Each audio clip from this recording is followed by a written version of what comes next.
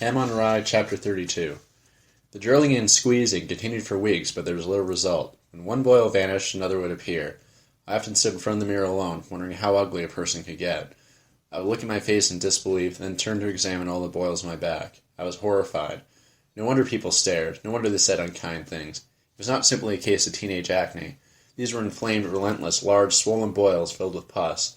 I felt singled out, as if I had been selected to be this way. My parents never spoke to me about my condition. They were still on relief. My mother left each morning to look for work. My father drove off as if he were working. On Saturdays, people on relief got free foodstuffs from the markets, mostly canned goods, almost always cans of hash for some reason. We ate a great deal of hash, and bologna sandwiches, and potatoes. My mother learned to make potato pancakes. Each Saturday when my parents went for their free food, they didn't go to the nearest market because they were afraid some of the neighbors might see them and then know they were on the dole. So they walked 2 miles down Washington Boulevard to a store a couple of blocks past Crenshaw. It was a long walk. They walked the 2 miles back, sweating, carrying their shopping bags full of canned hash, potatoes, and bologna, and carrots.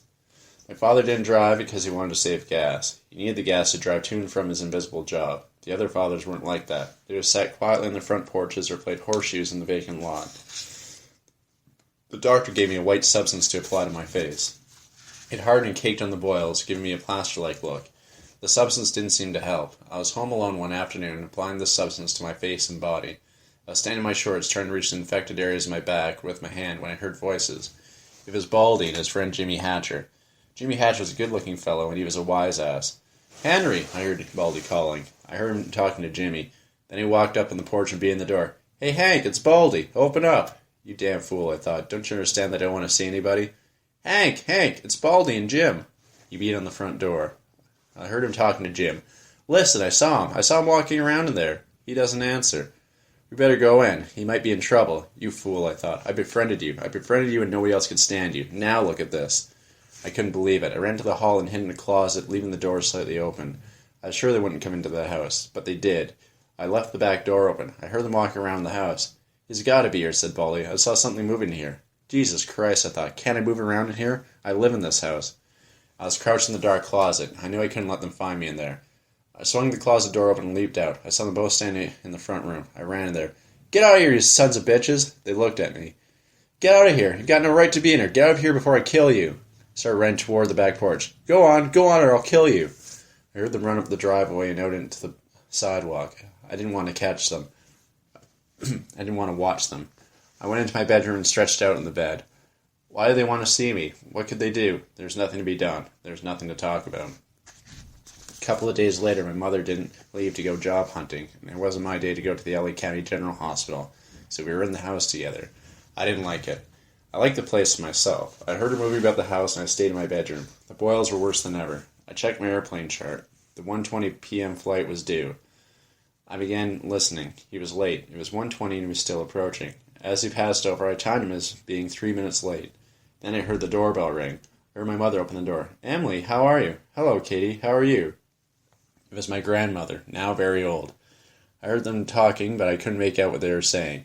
I was thankful for that. They talked for 5 or 10 minutes, and then I heard them walking down the hall to my bedroom.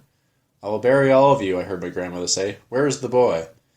The door opened and my grandmother and mother stood there. "Hello, Henry," my grandmother said. "Your grandmother's here to help you," my mother said. My grandmother had a large purse. She sat down on the dresser and pulled a huge silver crucifix out of it. "Your grandmother's here to help you, Henry." Grandmother had more warts on her than ever before, and she was fatter. She looked invincible. She looked as if she would never die. She'd gotten so old it was almost senseless for her to die. "Henry," said my mother, "turn over on your stomach." I turned over, and my grandmother leaned over me. From the corner of my eye, I started dangling the huge crucifix over me. I decided against religion a couple of years back. If it were true, it made fools out of people, or it drew fools. And if it weren't true, the fools were all the more foolish.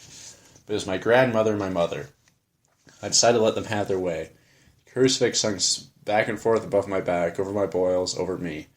"God," prayed my grandmother, "purge the devil from this poor boy's body. Just look at all those sores. They make me sick, God. Look at them. It's the devil, God, dwelling in this boy's body. Purge the devil from his body, Lord. Purge the devil from his body, Lord," said my mother. What I need is a good doctor, I thought. What is wrong with these women? Why don't they leave me alone? "God," said my grandmother, "why do you allow the devil to dwell inside this body's body? Don't you see how the devil is enjoying this? Look at these sores, O Lord. I'm about to vomit just looking at them. They were red and big and full. "Purge the devil from my boy's body," screamed my mother. "May God save us from this evil," screamed my grandmother. She took the crucifix and poked into the center of my back, dug it in. The blood spurted out. I could feel it, first warm, then suddenly cold. I turned over and sat up in the bed. "What the fuck are you doing?" "I'm making a hole for the devil to be pushed out by God," said my grandmother.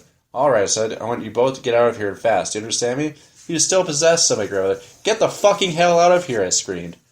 They left, shocked and disappointed, closing the door behind them. I went into the bathroom, wadded up some toilet paper, and tried to stop the bleeding. I pulled the toilet paper away and looked at it. It was soaked. I got a new batch of toilet paper and held it to my back a while. Then I got the iodine. I made passes on my back, trying to reach the wound with the iodine. It was difficult. I finally gave up. You ever heard of an infected back, anyhow? You either lived or died. The back was something the assholes never figured out how to amputate. I walked back into the bedroom, got into bed, and pulled the covers to my throat. I looked up at the ceiling as I talked to myself. "All right, God, say that you are really there. You've put me in this fix. You want to test me. Suppose I test you. Suppose I say that you are not there. You've given me a supreme test with my parents and with these boils. I think that I've passed your test. I'm tougher than you. If you will come down here right now, I will spit into your face, if you have a face. And do you shit?" The priest never answered that question. He told us not to doubt. "Doubt what? I think that you have been picking on me too much, so I'm asking you to come down here so I can put you to the test." I waited. Nothing. I waited for God. I waited and waited. I believe I slept. I never slept on my back, but when I awakened it was on my back and it surprised me. My legs were bent on the knees in front of me, making a mountain-like effect with the blankets, and as I looked at the blanket mountain before me, I saw two eyes staring at me. Only the eyes were dark, black, blank, looking at me from underneath the hood. Black hood with a sharp, tall beak, like a Ku Klux Klansman. They kept staring at me, dark, blank eyes, and there was nothing I could do about it. I was truly terrified. I thought, it's God, but God isn't supposed to look like that. I couldn't stare it down. I couldn't move. I just stared there looking at me over the mound of my knees in the blanket. I wanted to get away. I wanted it to leave. It was powerful and black and threatening. It seemed to remain there for hours, just stare at me. Then it was gone. I stayed in bed thinking about it. I couldn't believe that it had been God, dressed like that. That would be a cheap trick. It had been an illusion, of course. Thought about it for 10 or 15 minutes, then I got up and went to get the little brown box my grandmother had given me many years ago. Inside of it were tiny rolls of paper with quotations from the Bible. Each tiny roll was held in a cubicle of its own.